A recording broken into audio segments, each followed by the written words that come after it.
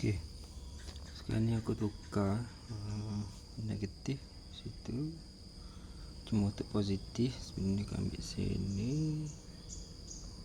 Sekarang ni aku ambil di 5 sini, 5 volt standby sini.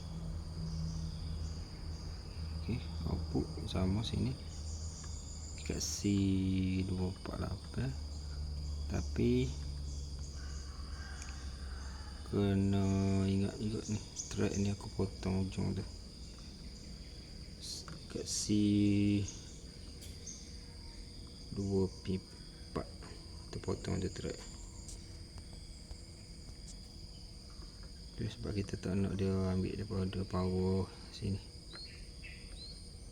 IC ni kita pun boleh buka terus IC ni. Aku tak buka tu, jadi aku potong thread sini. Ya, untuk output sini aku ambil guna komputer sini lah.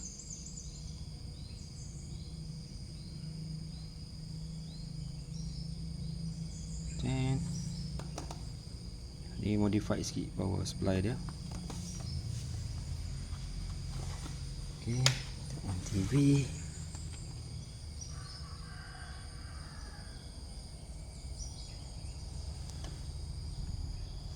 Ya, tidur tu.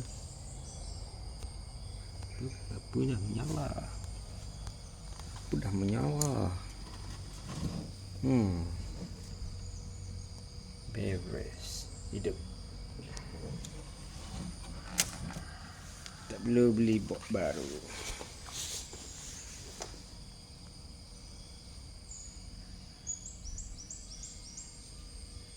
Model ni.